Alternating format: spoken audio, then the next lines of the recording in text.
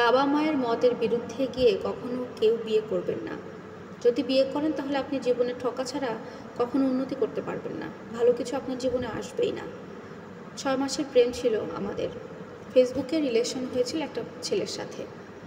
6 মাসের মধ্যে আমাদের দুজনের এতটা ভালোবাসা হয়েছিল যে কেউ আমরা কাউকে ছাড়া থাকতে পারছিলাম না। আমার তরফ থেকে ভালোবাসাটা অনেক স্বচ্ছ ছিল। পরিবার যখন জেনে যায় আমি একটা ছেলের সাথে সম্পর্কে চলে গিয়েছি, তখন আমার পরিবার থেকে আমাকে বিয়ে দেওয়ার জন্য খুব জোরাজুরি করে, কিন্তু আমি কোনোভাবেই অন্য ছেলেকে বিয়ে করার জন্য রাজি হই না। অন্যদিকে আমার যে বয়ফ্রেন্ড, সেও আমাকে অনেক ভালোবাসে। ওকে যখন জানালাম আমার পরিবার থেকে আমাকে বিয়ে করার জন্য চাপ দিচ্ছে, তখন ও আমাকে বলল, তাহলে তুমি বাড়ি থেকে পালিয়ে আসো, আমরা দুজনে বিয়ে করে নেব।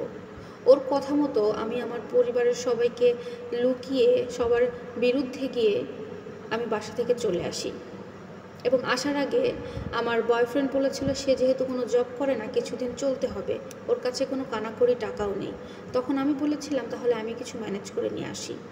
তাই বাড়ি থেকে পালিয়ে যাওয়ার আগে মায়ের কিছু গহনা আর বাড়ি থেকে 2 লক্ষ ক্যাশ আমি নিয়ে বের হয়ে যাই।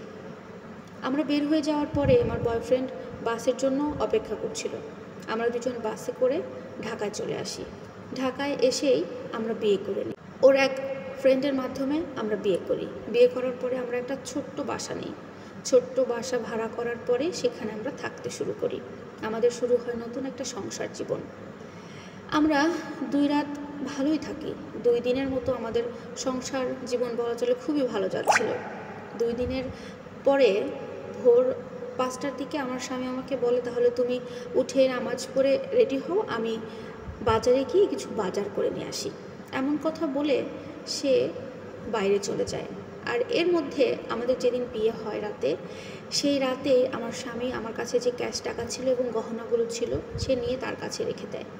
বলে, ঢাকা শহরে নতুন বাসায় উঠবো, এত কিছু তোমার কাছে রাখতে হবে না, আমার কাছে দাও, আমি আমার দায়িত্বে রেখে দেই, তাহলে কোনো সমস্যা হবে না। আমি ওকে বিশ্বাস করে আপন মনে সব কিছু দিয়ে দিই। এবং পরবর্তী সকালে যেদিন ও বাজার করার জন্য বের হয়, সেদিন আর সে বাসায় ফিরে আসে না।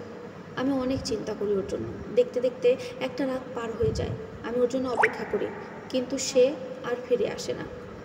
তারপরে আমি কোনো দিক কুল কিনারা না পেয়ে আমি আমার চাচাতো ভাইকে ফোন করি। আমার চাচাতো ভাই ঢাকা ভার্সিটিতেই পড়ে।